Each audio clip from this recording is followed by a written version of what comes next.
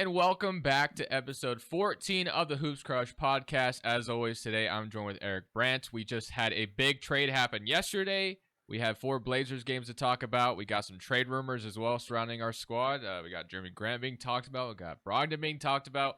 So we got a lot to talk about today. Eric, before we go any further, though, how are you doing on this fine day? Oh, pretty good. Most of the ice around here is starting to melt off, so people are able to get around easier again. And not sick anymore, so that's good as well. How about you? How are you doing? I'm doing pretty good as well. I'm glad to hear you're not sick anymore. So DeAndre Ayton wasn't too crazy for not leaving his house. Like, is it really that bad down there right now?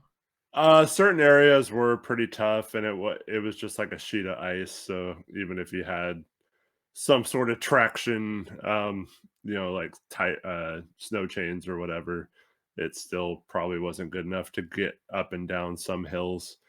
And he's battling that knee tendonitis that um, he's had for several weeks on and off now. So probably not the best idea for him to venture out onto the ice to try and make it somewhere to get a ride. So probably the best decision, even though it's kind of funny. Yeah, especially, I mean, the reason why he's getting so much crap because it's DeAndre Ayton. Obviously, there's a lot of, Yeah, right. things with DeAndre Ayton. So it makes sense when that came out. I knew he was going to get a bunch of, crap thrown at him because of it. But I didn't realize it was that bad down there because, my initial thoughts like, wow, that's kind of weird. But, obviously I'm not there, so I don't know what exactly is Mhm. happening. It's pretty cold down here as well. Nothing like that, though. But Well, we're pretty weak here in Oregon when it comes to this kind of stuff. It just like any bit of snow or whatever just completely shuts us down. But yeah, yeah, when it's ice though, it's understandable yeah, because for sure. like you can't really do anything with ice. All right, so we had 4 games, that we have not talked about, and I'm gonna be completely honest for these 4 games. I really slacked watching the Blazers this week. Well, the Oh first, man. the first reason, obviously, the first 2 games I told you, I can't watch Thunder games, I can't watch Timberwolves games because League Pass blacks them out. Of course, I could stream them, from the sites, but I just hate doing it. I don't like dealing with it, and so whatever. I didn't watch them, and then the Suns and Blazers game was on at the same time as my favorite playoff game this weekend, Lions Rams. So I was gonna watch Lions Rams because that was the game I was really excited for. And then I was watching the game last night, and I told Eric before we started recording this, I actually fell asleep at halftime. Literally, I woke up at 5 a.m. on the couch downstairs with the TV on, lights on. So really messed up because obviously the ending ended up being pretty damn good. Mhm. Second time Simons has torched the Nets for I think a game winner this year. So yeah, really unfortunate. So I don't know. You might have to carry me through these 4 games, but it looks like the first one isn't too crazy. We put up 77 points. Yeah, the first one. So we had the last 2 games of our 7-game road trip, which was a back-to-back in OKC. The first night of the back-to-back, and they just did not show up. They laid a complete egg, lost by 62 points. The team overall shot 27.7% from the field. Just an abysmal game that you should be very happy you didn't watch because it was torture. And unfortunately, that's also Sharp's last game he played in. Uh, he went 3 for 14, was not good either. I don't think anyone was really good in that game, but yeah, 3 for 14. And then his adductor injury flared up again, and he missed a couple games. And then they announced that he would be reevaluated in 2 weeks. So no Shaden Sharp for the time being, and who knows how much longer he'll be out after those 2 weeks. Yeah, it does not sound good for Shaden Sharp. Hopefully, he won't be gone too long. But I mean, obviously, he got a lot of minutes to start the season. Don't know if that had anything to do with it, but it's really unfortunate to not have him on the floor. Obviously. Yeah. And then the next night we go into Minnesota and we only lose by 23, but the game wasn't really that close. Like I think we cut it to 9 at one point after getting down big early. But they it felt like they were just toying with us. Anthony went 0 for 10 in that game. Jeremy was 4 for 15. So very, very bad performances from those two. Um, So obviously not a good performance from those two. Uh, and yeah, just ended the 7-game road trip with 1 win out of the 7, and just did not look good in most of the games other than against the Nets. And then so we come home, like you said, we played the Suns, and this is a game where we have no Jeremy, no Brogdon, no Thibault, and Aiton's still out. So all our vets that we've been talking about trading, we didn't have any of those guys, and we ended up losing. It it wasn't really a close game. I think we cut it to 4 at one point in the fourth quarter. Made kind of a run. It was fun. Um, but overall, it was just I really enjoyed the game, even though we lost. There was a bunch of fun performances, like Ryan Repair comes off the bench, scores 11 points in 14 minutes, and left you wanting to see more of him maybe um, as the season goes on. And this is the game that Scoot had 33, his career high. Um, Unfortunately, it took him 31 shots to get there, but you got to be a good player to put up 31 shots in an NBA game, right? Yeah. He also had 9 assists in this one. But for me, this game was the final thing I needed to see to be like, okay, this team can still be enjoyable to watch. A lot of these guys can step up and do fine without the veteran players. And so, like, this was the final thing for me to say I'm fully on board trading them all, even though I was pretty much on board with all of them. I'd say trade them all. We'll get to that in a minute, but I just thought the young guys really tried hard after several games where effort was an issue, in my opinion, and the ball was moving around a lot. The offense, I mean, we didn't like light the nets on fire, but we I just felt like they played a good style of basketball in this one. And unfortunately, you just don't have the pieces to stop a team that's pretty healthy in the net in the Suns with KD and Booker and Beal all playing in that one. So I mean, it was tough to stop them. The Suns did shoot over 60% from the field in that game, so we didn't really do anything defensively. But offensively, I thought it was fun. One thing I saw, from Blazers Twitter is that they really enjoyed this game with all very young players playing, which is something I hope we can look forward to. Obviously, when all the vets are gone, seeing this on a consistent basis.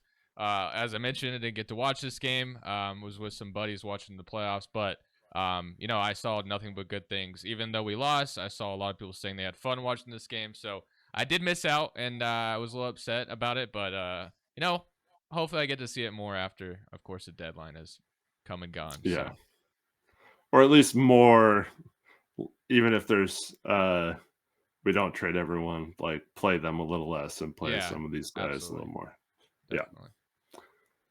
Yep. But And then the Blazers' final game on would have been Wednesday night. They played the Nets again after beating them on the road.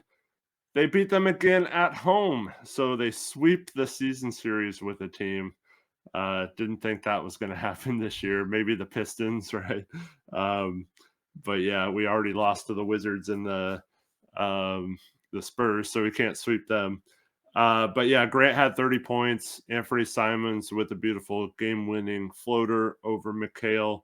Duop Reith had 17 off on just 9 shots. But yeah, pretty good game for the Blazers, and always exciting when they get a win. And we're now 40 games into the season, just one away from halfway through. So yeah, how are you feeling about this team overall right now? I mean, I'm feeling okay about it. Obviously, we kind of expected us not be very good. But one thing I will say is Brooklyn. I don't know. I mean, losing to us twice, not getting a single win on us is kind of crazy. I feel like, obviously to a team that's somewhat trying to compete right now. That's not a good sign, in my opinion. But Yeah, obviously, first half was pretty close. Mikel gets off to a good start in the first quarter. Simons was missing some shots early. But Yeah. yeah, and then Jeremy Grant sounds like he had a big second half, scoring 30 points, and then Simons hits the game winner, cutting down low to the basket. So, yeah, Brooklyn. I don't know, man. It's not looking good for you guys. I'll say that. 8 games under 500, committed to building around Mikal Bridges. I know they don't want to be bad because they don't own their future draft picks, but they're already bad anyway. So, or at Yeah. least, I think they're 3-14 over their last 17 games or something. They've not great. been really bad. Not Yeah, great at no, all. there's talk they might go after DeJounte Murray, but I don't know. Like you said, they're in a weird spot because they don't have their pick this year, so they don't want to like bottom out. But I don't think like trading assets to get a guy like DeJounte is necessarily the answer either. So I don't know what you do if you're the Nets. Yeah, Brooklyn, they dug themselves out of that hole from obviously when, the Billy King, right? Billy King trade or just even whatever they did. I forgot when Sean Marks got over there, they like took on bad contracts, got a bunch of first round picks, and then, obviously set themselves up for Kevin Durant and Kyrie Irving to sign there, and things were beautiful for them. Really good turnaround. And then it just, takes a bunch of steps back again, and now you're in a weird spot again. So I wish Brooklyn luck on their adventure of trying to find a way or find a direction again. But they are definitely in a weird spot, and I'm curious to see what they do as we approach the deadline because I'm not sure what they should do. If I'm Yeah. them, that's a hard job right now. Yes, it is. They Although, probably overvalued some of their players a little bit this last offseason. yeah, absolutely. I mean, I think you just got to bite the bullet and say you're not getting your pick this year. And I think you still try to get as much value as possible for the guys you have because obviously there's a lot of guys on their team that a lot of teams would want. And I know it's going to suck losing them and you're getting no benefit of sucking this year, but you're sucking anyway. So I don't know. Good luck to them. Yeah. But obviously, with that all being said, we have I don't know. Do you want to start with the trade talk for the Blazers? Or do you want to just go ahead and get to the Siakam trade of the Pacers? Let's talk about Siakam. Okay, I'm let's do ready it. for it. So obviously, Pascal Siakam is headed to the Indiana Pacers. It was rumored for quite some time. Obviously, you had the Kings in the mix, the Warriors sound like they're in the mix, the Mavericks, but the Pacers always seemed like the team he was going to go to. Of course, they give up 3 first-round picks. One their 2024 pick, their own pick, and then they get like a worst of Utah, Oklahoma City, and I think there's another and Clippers, I believe, or something like that. And then of course that future 2026. Bruce Brown is heading to Toronto. You got Jordan Nwora heading to Toronto. And then, of course, Kyra Lewis ends up being a salary dump in this trade. That way, the Pelicans get under the luxury tax. And then a second-round pick is going back to the Pacers. So, overall, I actually like this trade for the Pacers the most, obviously. They get the best player. And the picks they're trading don't feel like they're going to be that good anyway. Like, 2026 obviously remains to be seen. Who knows? Maybe the Pacers aren't good or an injury happens. Things happen in the NBA. We don't know. But at least this year, it doesn't seem like those picks will be very good. Obviously, Oklahoma City's pick is probably going to be really, really late. Indiana, you would expect it to be a late teens, early 20s pick. So this is a home run for Indiana as a team that is looking to accelerate their timeline with Halliburton, who's been really good. And I like this trade. Toronto getting 3 first. Bruce Brown is another guy they can flip at the deadline, or they can keep whenever they want to do. So I don't hate it for Toronto either. Obviously, looking back at it, Toronto maybe could have gotten way better value years ago for Siakam and OG, and this is what they're settling on now. For Evan Vliet as well as in that category. If they just decided to blow it up last year, does the value look different? And I think there is definitely a chance it could have been. But you know what? Shout out to Toronto for at least going this direction, finally choosing that path forward, and now they got some assets and some little bit of a interesting future ahead of them. Yeah, and for the Pacers, it's kind of interesting that they're the team that took a risk with Pascal re-signing because he'll be a free agent this summer. But so that was one of the reasons why people thought Siakam's value would be a little lower than it was. But it sounds like he really wanted to go there. Halliburton behind the scenes has really been putting on the full court press to get him to feel wanted. And it sounds like I don't think they'll sign an extension during the season. But it sounds like in the offseason they're going to overpay him by giving him a max, and he'll be happy from that. And the Pacers don't really get a ton of free agents unless they overpay like they did with Bruce Brown this past offseason. So, yeah, pretty good move for them. I think Siakam is a good fit with Halliburton. You still keep Healed, so you can either trade him or keep him and figure out what to do with him and Mathurin. You still keep Obi Toppin and Jalen Smith, so you have a little bit of glut at the power forward position now. So you maybe need to figure out one more move there to kind of consolidate. But I like that a team like the Pacers, I believe they're the smallest market in the NBA. It's cool that they're going all in and are going for a guy who could potentially leave them for nothing this offseason. So if that happens, unfortunately for them, this is a horrible trade. But as long as they retain him, I think this is a good move. And I think the value was good for Toronto considering the circumstances, but it also wasn't a ton to give up if you're Indiana. It was rumored they were unwilling to part with any of their younger players and preferred to just give up more draft compensation instead. And I think that was the right play. And so I think it's once again another trade that kind of works for both teams, even though it's sad that Toronto no longer has anyone from their championship roster. Yeah, there's something to be said, of course, about, people are just saying, like, well, why didn't the Pacers just sign him in the offseason? Because obviously, the main thing is getting someone's foot in the door can change a lot. Like, if they are there for the experience for half a season, they know what it was like.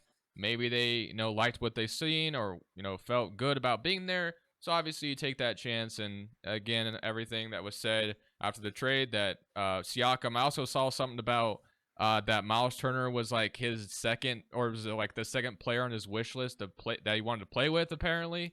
Behind KD. That's a weird list. But Yeah. So it sounds like he's happy to be there and is going to resign there. He's probably going to get a big contract, and it might look really bad in the future. Who knows? Obviously, he's 29 years old. So, and by no means does this trade make the Pacers contenders, but it definitely gets them in the direction of that.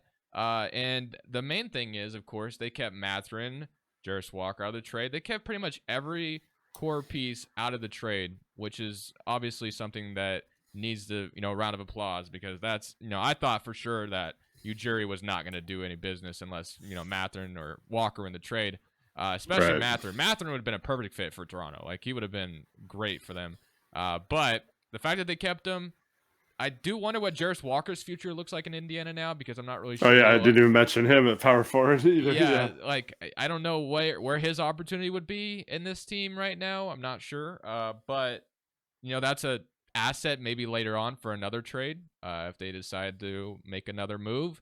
Buddy Hield's contract, as you mentioned, is still there. So I think Indiana's setting themselves up pretty good, and they're going all in on Halliburton, who they got in return for Sabonis. And Pacers are a fun team. They're a very fast-paced team, and I was watching a video today where Toronto last year was like one of the slowest paced teams in the NBA, and Siakam and a run and gun offense could be a lot of fun. So I'm excited to which we get to watch them tomorrow. I think Siakam's playing. So Siakam's making his and if Halliburton debut. is back too, that's cool. And I know we should want to win and hope that Halliburton's out or whatever, but I would love to see the first I don't game. think it matters. Yeah, at this point it doesn't matter. But yeah, Siakam, Halliburton, that'd be a lot of fun to watch tomorrow. So that's cool. That's a luxury we get to see them, or Siakam's debut tomorrow, which is cool.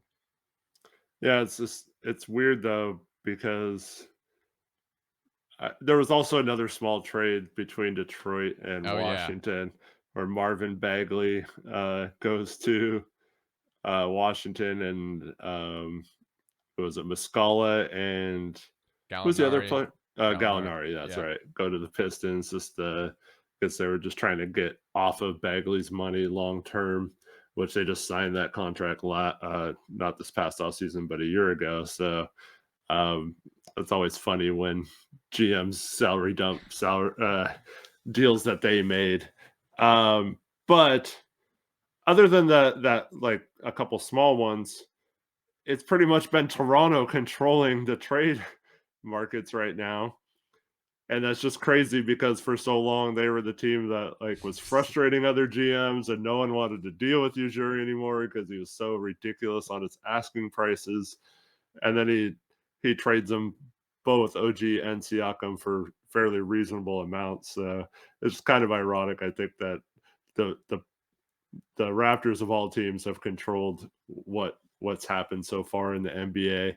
And I think they kind of set the market then for some of these other players that aren't quite as good as OG and Siakam, how much they should potentially go for in a deal. Yeah, it's funny that you mentioned that because as you said, Ujiri has always been frustrating to deal with. As far as that, I forgot about that Wizards and Pistons trade. They send 2 seconds to Washington. I think this was a good trade for the Wizards, getting Bagley, who actually had a good game for them tonight. I'm not Yeah, really sure 20 if and 11, I think. yeah, I'm not sure if he'll ever be like a cornerstone there by any means. No. And but I do think the Pistons, which it's interesting from their angle because now they're gonna have I think they're one of the teams with the most cap space in free agency. So whatever they do with that cap space, we'll see. Obviously, Detroit is not a free agency destination, but they did convince like Jeremy Grant to sign there. For giving him a nice little contract when no one thought he'd be paid as much as he was. Not off season. And so I don't know what Detroit's plans are. Obviously, there's been rumors that they've been interested in Siakam, and now I think there's rumors about them being interested in DeJounte Murray. Like Detroit, don't really know what the direction is there, but it'll be interesting to see what they do with that cap space, whether it's just taking bad contracts on, or maybe they overpay someone in the offseason, which I could see possibly happening. If there's some player out there that just cares about getting a bag, that is definitely possible. We'll see who that is. And then Washington. And I do also think that Detroit could potentially flip Gallinari for a second. Potentially. Maybe even Muscala. Yeah. But we'll see. So they could net those second round picks back. But yeah. Other than that, those are the last. Those are the 2 trades that we talked about, or we didn't get to talk about. So I looked it up. Keith Smith on Twitter had his updated salary cap projections after these trades, and he has Detroit currently at around 50 million in cap space, possibly up to 66 million if they either trade Bogdanovich for an expiring, or if they just waive him in the offseason because I think they can get out of his contract. So potentially 66 million. And then you got Orlando at 42 million potentially, and Philadelphia at almost or 41 million or so. Man, those are going to be some interesting teams to watch free agency. Obviously, free agency hasn't been the same. It really hasn't had anybody like move anywhere other than Brunson. That was like the last big free agent that moved teams, it feels like. But yeah, so Detroit is going to throw someone a bag. I also think Orlando's interesting because obviously their timeline is accelerated a little bit with how decent they've been this year. But then everyone's on almost every one of their core pieces is still on a rookie contract. So I think they could maybe pay someone as well. Although I'm not really sure how good the free agency market is going to be now. Obviously, you'll have OG and Siakam, who 2 guys that are projected to be re-signed now. So Right. I don't even know who the best free agent. I know Tobias Harris is a name, but Kawhi just re-signed too. Kawhi re-signed as well. So I guess Paul George right now could theoretically be in there, but I doubt it. Technically LeBron could too, right? Yeah, LeBron could. So someone go draft Bronny, I guess. So yeah. But with that all being said, obviously the Blazers are kind of feel like the focus now that Toronto has sent the 2 guys out, because we have, as we've been talking about, a few veterans that I feel like a lot of teams could enjoy for going on a run. Of course, you have Brogdon, who I think it sounds like he's going to be moved based off what everyone's saying. And then you have Jeremy Grant, which it sounds like Portland is not interested in moving at all. I don't know if that's a mistake or not. What are your overall thoughts on Brogdon and Jeremy Grant's market out there right now? I haven't seen too much about Thibault, but I know Grant and Brogdon have been talked about a lot. Yeah, apparently Brogdon is available. The Blazers are looking to move him. I'd be shocked if he was on the roster after the trade deadline. Um, outside of the Dame situation, Cronin does have a history of taking care of players. And I don't think Brogdon, he's been good while he's here in terms of being, that coach on the floor and mentor and stuff like that. But I think he wants to be on a team that has a chance to win right now as he gets into his 30s. So I would be surprised if they didn't just take care of him and trade him. Uh, we saw this summer someone who never even played a game with us for Drew Holiday. Um, we took care of him and got him to a contender that he wanted to go to. And so I think that's going to be a similar situation. And I think Brogdon's going to have value similar to what we got for Josh Hart last trade deadline. So some sort of expiring, a young player maybe, and a first round pick.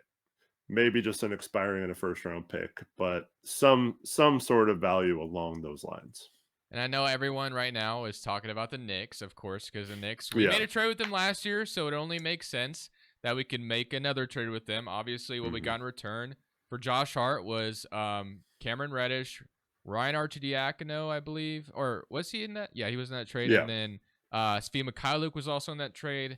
And then, obviously, it was a lottery Turned it into like a weird multi-team trade. Yeah. And we just combined two trades. So Thibault technically, I think, was part of the trade, but yeah, and then that lottery protected first that obviously conveyed it being like pick 23, which obviously used to draft Chris Murray.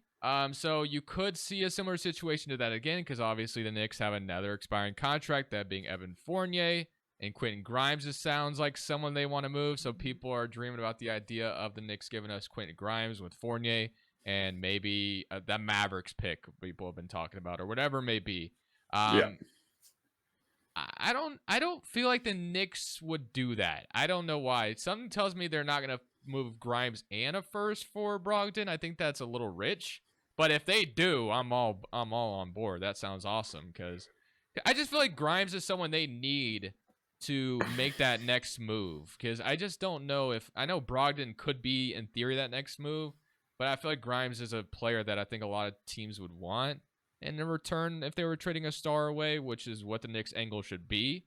But I don't know. What are your thoughts on it? Do you think that's too hefty of a price for the Knicks, or what you thinking? Here's what I think. You know how I think they won their first 5 games or so, and they ended up losing a game, but they won again, which will be last night by the time you see this video. But I think they're doing well enough with OG that they might start to think they're closer than they are and not need to go all in on a Donovan Mitchell or a star like that. And if that's the case, I could absolutely see them. Brogdon's a really steady player. You know what you're getting. I think he'd be a good Tibbs guy. I think he'd fit in pretty much on multiple teams' rosters, but the Knicks, I think he can slide in and just be a part of that team. He won Sixth Man of the Year last year on the Celtics, so the Knicks would have been familiar with him in their own division. So yeah, I think they might just overpay. Now, there's rumors that they're also interested in Bruce Brown, so that Fournier contract and one of those assets would probably be going in that. I don't know if that's more of a priority than Brogdon is. But yeah, I don't know. If they don't get Bruce Brown, I don't know if they're gonna. I think DeJounte is a weird fit. So that pretty much, I don't think they're gonna go after Levine. Kobe Altman, Rozier has been talked about for them as well. Yeah, Kobe Altman in Cleveland saying he's not trading Donovan Mitchell. Who knows if that's 100% true, but he made some definitive statement that he wasn't available. But yeah, that leaves Terry Rozier, who I don't know. Rozier's more of an offensive guy. I know Brogdon is too, but it feels like Brogdon's better in like a team defensive scheme like the Knicks would run. And so I feel like Brogdon's a little bit better fit than Rozier, even though Rozier is having a really nice season and has been playing really well, as we've talked about on Who's Crushing It several times. Um, and I feel like there's some other teams like the Heat possibly that could be in on Rozier who could use a little bit of scoring over um, defense or whatever. So I don't know. It's definitely a possibility. But I could definitely see things kind of bidding up to that point where we do acquire both Grimes and a first. Like you said, not a very good first, but some sort of pick compensation. Because I think there are teams that would give us at least an expiring and a first. So how do you differentiate all these different offers if multiple teams are offering an expiring and a first? Grimes is a way for the Knicks to improve that offer, in my opinion.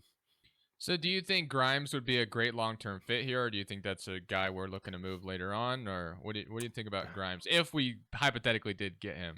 Yeah. That's a really tough question because he is like a 6'5" guard.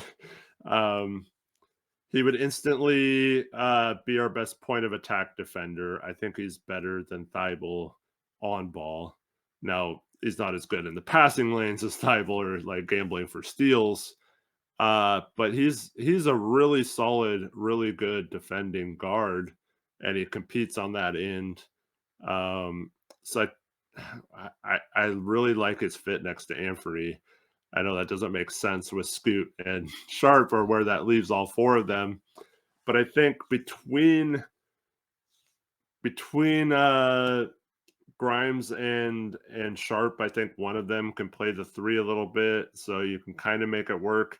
It is a little clunky, but in terms of if you're just trading Brogdon and you're basically getting a young player thrown into it along with that first, I don't think you can get much better or you can be too much pickier. Like, oh, well, we need a small forward or we need this position, because like none of the other prospects on the Knicks are good enough, I think, to make a difference in a trade like this. So um, I personally think Grimes is really good and has a lot of untapped potential if he got on the right team. I don't know if that right team is Portland, but I would be fine with them taking that chance. He's only going to make, I think it's a little under 4.3 million next year, and the last year was rookie deal, so it's a cheap contract. You can flip him pretty easily to any number of teams in the offseason if it didn't work out the rest of this season. You kind of showcase him like we did with Sharp at the end of last season. Let him get some minutes, let him have some more responsibility than he got in New York, and see if he kind of shows some of those things he was showing in Summer League a couple years ago, where he looked like he could potentially be like a go-to guy on a team. So yeah, I would definitely try to tap into that, and I wouldn't mind.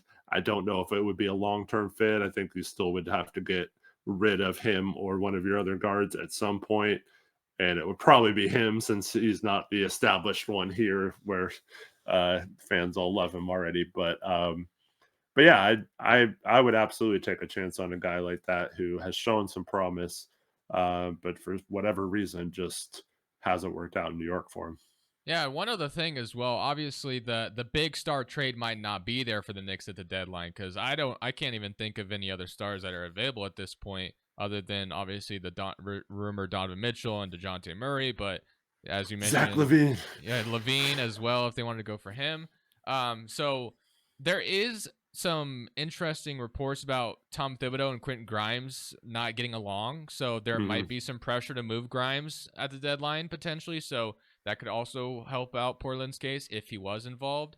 So yeah, definitely possible to see Grimes to Portland if they really do end up choosing, to trade for Malcolm Brogdon. But uh, you know, most of the time we don't feel great about the trades we make. So I'm gonna wait and see if it happens. It's like Yeah. that'd be awesome if it did. And then of course I'm praising him. If Cronin's able to get Grimes and a first, and off the money, I mean, that's basically adding a fourth first round pick and a young player to the Dame trade.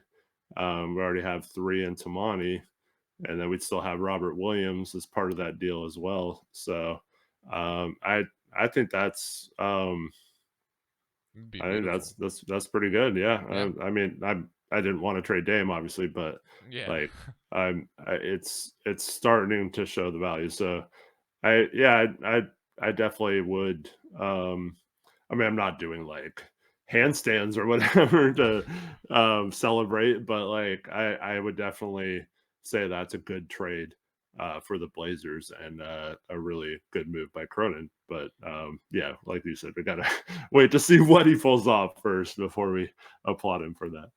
All right, so Jeremy Grant. So Jeremy Grant is someone that I think a lot of teams, now that Siakam is gone, I think Jeremy Grant would be a perfect fit for a lot of teams. Sacramento, Mhm. Dallas has been mentioned. And Dallas sounds like the most interested team at the moment. Portland right now is playing their cards that we're not looking to move him, which is what they should be doing. They should try to say that we're not moving him. Maybe that obviously gives the market value a little bit higher.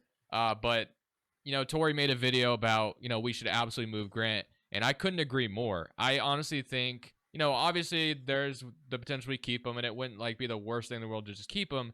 But I do think moving him right now would be in our best interest because there's a lot of interested teams.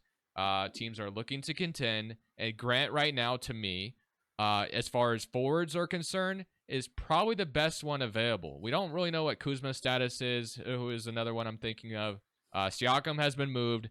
Grant to me is the guy that I think is left and that I think a lot of teams would be desperate to get right now. Like, for Mhm. instance, Dallas, him, Luca, Kyrie, to me, next to Lively is perfect. And I know Portland fans have been talking about, let's get Lively in return. That's not happening, Yeah, obviously. not happening. Yeah, so, but he would be perfect in Dallas. Sacramento, same thing. Next to Sabonis would be awesome for them. Now, as far as what Grant's value is I'm not 100% sure. I would love to optimistically think that 2 firsts could be involved. That's my most optimistic thinking.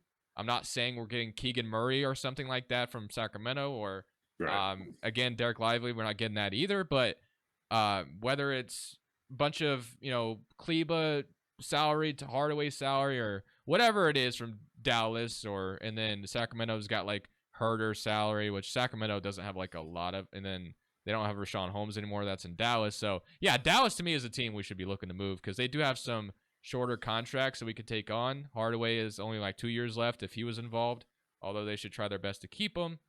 I would love to see us make a trade with the Mavericks. I think that Jeremy Grant to Dallas makes a ton of sense right now. And I think that's what we should be looking to do. That way we can start Kamara and whatever else we need to do at the 4, Jabari Walker. Like, it'd be awesome, but it sounds like they're not interested in moving him.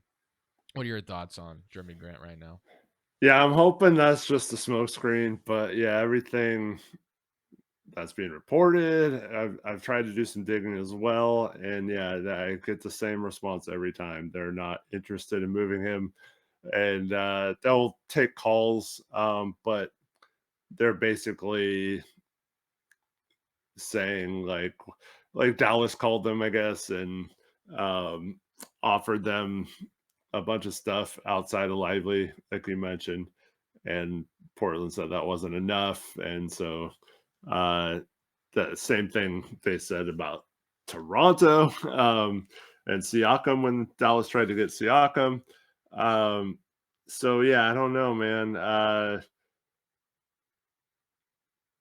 I'm with you. I think he needs to be moved. I don't understand why when you're finally in a position that you have players that are worth value in trades and you're a team that's not trying or going to win this year or probably next year or anytime in the near future, why you wouldn't try to maximize any assets you have that have value right now. And like you mentioned, I believe Jeremy fits plug and play on so many different teams. And a lot of those teams have contracts to match. They have at least one like unprotected pick. Now maybe that's not enough, but they have some value there with picks or a pick that's really good pick. And then a lot of teams have a couple of young players now, whether it's guards or something like Jaden Hardy, like it probably doesn't make a ton of sense. I mean, I talked about Grimes, but Grimes is like he's kind of like a 2-3. Like he can play some three. Whereas if you get another guard that's more of a point guard or a combo 1-2, then you're I think getting into trouble because you have Scoot and Anthony still, and you don't really have a lot of time or minutes to develop another on the ball guy. Whereas Grimes could be off ball because he's a good shooter. Uh, so I don't know, like if any of their assets are good enough to kind of throw in to put their offer over the top in terms of Dallas because they can only offer one first round pick at this point. Um, but maybe you get super creative and you do something like if we got Dallas's pick Oh from yeah, yeah. New York in the Brogdon trade, and then we're like, hey, you can unprotect this pick, and then maybe they like suck at the end of the season, or I don't wish injuries on someone, but like maybe someone gets hurt, like Luca or Kyrie again, and then they falter at the end of the season, and then all of a sudden we're sitting there with their lottery pick and stuff. So, and then that also because like them and Golden State and several other teams are, if we have both of their picks and they're all fighting for those last few playoff spots, the chances of one of them falling out and being a lottery pick increase. So maybe you could do something there where you get their 2024 pick unprotected, or maybe you trade that back to them, their 2024 pick, and get their 2025 pick instead. And now you're talking about possibly having a chance at like Cooper Flag or Ace Bailey or someone like that in a draft. And then you're starting to get really good, I think. So they could maybe be creative like that and do something. But I don't know, Dallas, it's like right on the edge of like I'd probably be okay with it if that's the best offer. They can offer a 2027 first unprotected. But Luca's still young enough to where I don't know how good that pick's going to be.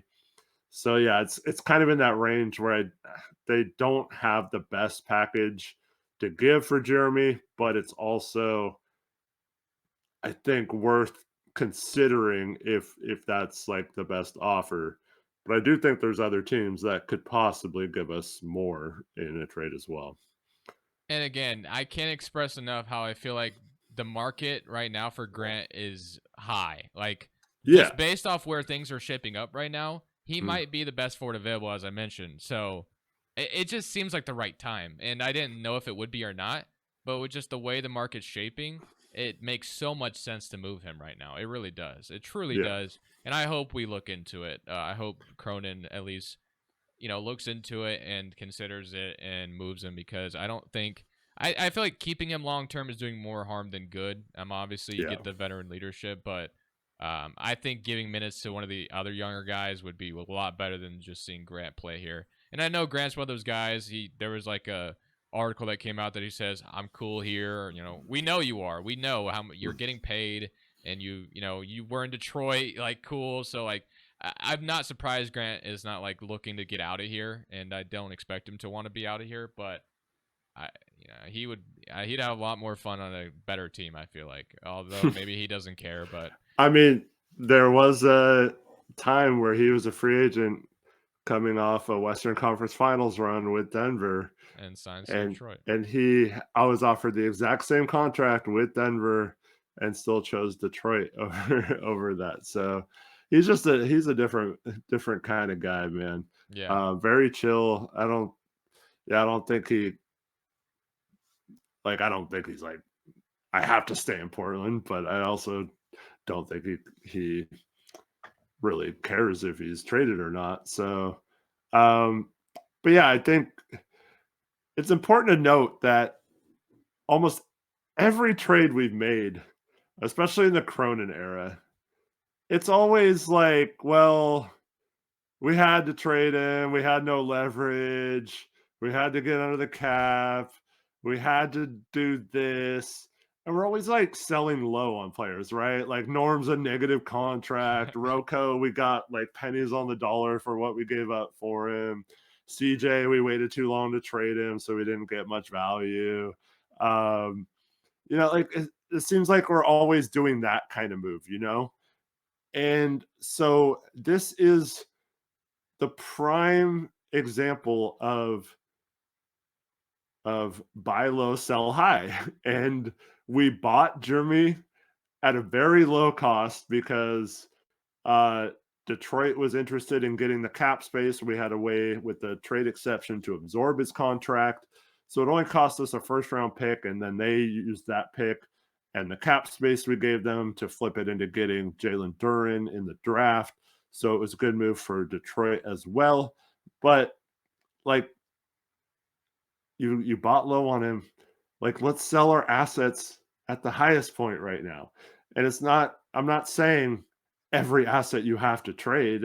And then it's just like this perpetual trade everyone whenever their value's highest. There's obviously core pieces moving forward, and we know who those guys potentially are. And it's Scoot, Anthony, and Shaden. At least two of those three are our core moving forward. And I think everything else is still up in the air. But what I do know is Jeremy, I think, fits fine with that core, but I don't think he fits fine like in 4 years with that core when those guys are all in their prime and ready to make that jump. So I don't think it makes sense to keep him if his value is high right now.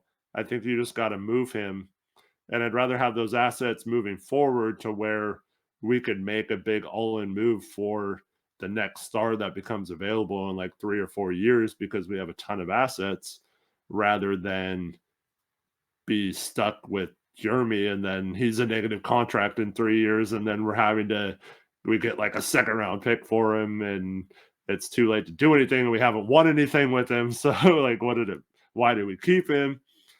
And so I just think you want to use your vets at least to take advantage of the situation right now in the NBA, where I think a lot of those guys would be coveted. And there's teams trying to win or get over the hump. There's a glut of teams in the East that are all right around each other. And now the Knicks make a move and the Pacers make a move. So how do teams like Philly and Milwaukee and Miami, Orlando, all these teams that are right around where the Pacers and Knicks are, like what are they going to do to then not get passed up and left behind by those teams? So there's just so many options right now of teams that could make a case that there's 12 teams in the West that all legitimately think they can make the playoffs right now. And so like there's got to be a way to maximize these assets, and I would definitely do it this season. But yeah, it doesn't sound like they're too keen on finding out what his value is. Well, hopefully, as you said, it's a smoke screen. I absolutely agree with everything you said. It makes all the sense to move him right now, trade him at his highest value, not wait years later till where we had to move him type of move. Like, this is our choice to do it now, and I think it makes sense to do it. We'll see if it happens, but I wanted to move to who's crushing it. Okay. My first one this week is Tobias Harris. All Tobias right. Harris has been really good. He had Kobe. 37 points against the Kings, 32 against the Hawks, and then hit some big shots against against Denver, scoring 24, 8 of 10 from the field, 2 of 4 from 3. Was really amazing in that Nuggets game. He's playing well right now, and I feel like it's going a little unnoticed, but Tobias Harris has been amazing for the Sixers. Yeah, it's no longer a case where I don't think they're going to dump his contract. I mean, obviously, if they got a star player or whatever, they have to include him just to match. Oh, they might not have to because they have some other expiring contracts. But Yeah, they have a lot of things. We talked about that a lot on Hoops Crush, their situation. But yeah, he's definitely playing well, and Embiid has a 35-10 streak going on. So they kept him in the game in the fourth quarter to make sure he extended that as their last game. But yeah, that team has surprised me with how well they've played, considering the way their season started off with Harden sitting out and all that kind of stuff. Absolutely. Who is your Um, first one? well, I have a couple guys on the Utah Jazz. The Jazz have been phenomenal lately. I know they lost tonight to OKC, but over the last 3 games, Lauri Markkanen's averaged 27.7 and 9.3 rebounds, while shooting 59.5% from the field and 56.3% from three. Tonight, tonight's numbers weren't factored into that, but he had 26 and 10 in a losing effort tonight. And then Colin Sexton tonight had 31 and 7, and he's been playing great ever since being put in the starting lineup, and that's when they started taking off. And so it's nice to see Sexton actually becoming close to the player that he was supposed to be coming out of college. And those two players right there, man, Lauri's been playing like a top 10 or 15 player in the league. Should definitely be an all-star, I think, this year. And that team is looking kind of scary now. It's everyone thought they'd probably trade Markkanen and continue to rebuild, but they're looking a little bit closer than people thought. And it makes me wonder if that's the right play for them, or if they should continue to bottom out. But for now, I mean, I think they're having fun winning, and they just play really good, and they're really well coached, and it's kind of they're kind of setting the example of a way you can be kind of competitive but also rebuild. Absolutely. My next one is a Blazer, actually. It's Okay. Duop Reith. Duop Reith has hit at least two threes in the Dwap. last. Duop Reith has hit at least 2 threes in the last 3 games. Has scored 14 against Timberwolves, 17 against the Suns, and 17 against the Nets. So, and he's been pretty solid this year for us. And I don't think we have yet to sign him to a guaranteed contract yet, right, for the rest of the season. He's still on a two-way. So we'll see what they do with him, but yeah, he's been pretty damn good for Portland. So love what he's brought to the table. I believe the Saturday, the 20th coming up here is the 2 weeks. We have 2 weeks to get up to 14 players on the roster. So sometime between when you're watching this video, if it hasn't already happened yet, and Saturday, the Blazers have to at least make some sort of roster move. It could be as simple as signing someone to a 10-day contract to extend that window another week and a half, which is probably what they'll do at this point. But whether it's a trade or signing Reith to the actual team or what, I'm guessing they're going to wait till the last possible minute to make sure they have that roster spot. But yeah, something has to give in the next couple days because the Blazers have to make a move. Definitely. All right. My next guy is a former Utah Jazz player. That's Rudy Gobert. Minnesota's, of course, been great this season. Actually, as we're talking, that game has not finished yet. Gonna check the score. But over the last week, he's been averaging 19.3 points, 17 rebounds, 2.3 blocks, and shooting a whopping 77.8% from the field. So he's been playing really nice. Minnesota ended up having a big second half. It looks like they were down at halftime. They cover a huge 12.5 point spread. Damn. And win by 15. And Rudy Gobert in this one only had 17 and 10 with 6 blocks. Man, what a horrible game. Jaren Jackson had 36 for the Grizzlies, who were without like half their team. Wow.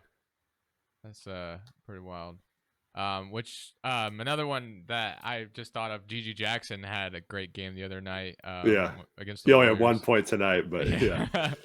My last one, and obviously we know how good he is, but the other night was the first Thunder game I've gotten to watch this year because it was actually on TNT.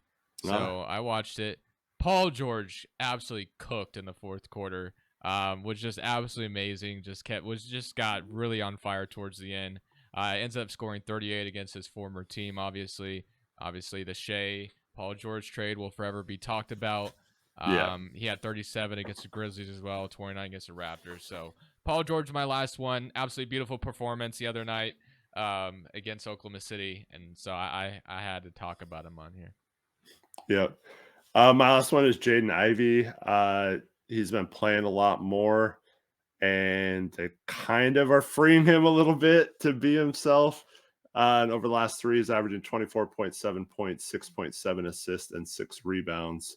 So putting up some pretty big numbers and shooting 50.8% from the field.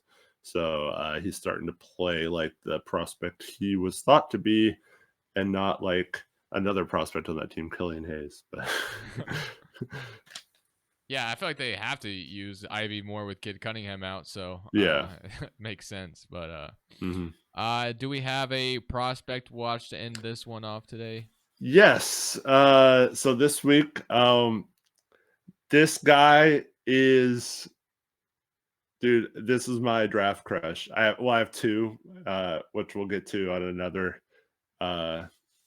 another one of these. But my current draft crush and number 2 prospect on my big board. I want to know if you've even heard of this guy, Grady. Okay, I'll let you know. His name is Tidjane Salon. Don't. I would have to see his name. Yeah, it's Tidjanesallaun. I don't think I've heard of him, to be honest with you. All right. So this guy is super young. He'll still only be 18 at the time of the draft.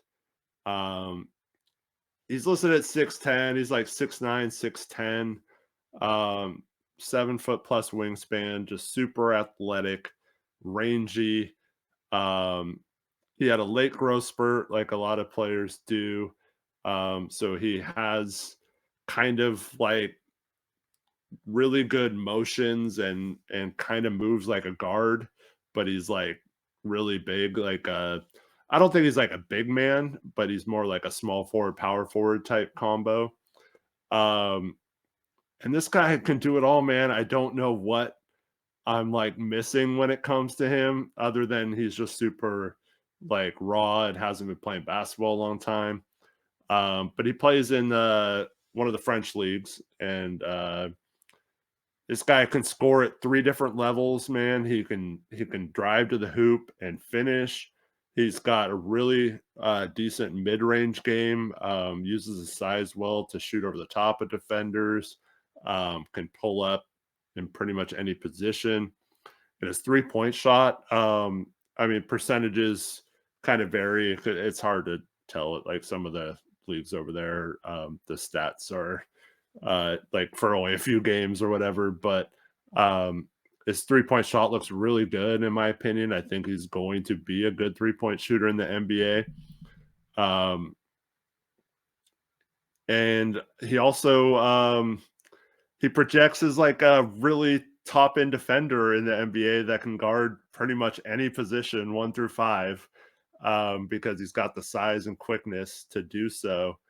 I just think this guy is going to, I'm not going to say like he's like Giannis or whatever, but I think this guy could be the next guy where like, man, how did no one pick him higher or whatever? And I'm just all in on to John. I just think he's going to be really good, and I just love watching him play. Man, he's I think he's everything you want out of a forward, and I'm like salivating at the Blazers potentially getting him at this point. Yeah, he sounds like very, very intriguing. I don't think I've ever heard of him. I really don't. Yeah. So He's that's rising up draft boards. So like he was someone who was like a late first earlier in the season, and now he's like pretty much like mid first on almost everyone's board. So yeah, it's crazy how fast he's rising up. But I wouldn't be surprised if he's up near the top 5 towards the end of this process. But yeah, I'm right now. I'm saying it right now. I think he's going to be behind Alex Sarr, the second best player in this draft. Man, that's a crazy prediction, but I like it. But I think that is going to do it for this one. Little fun episode.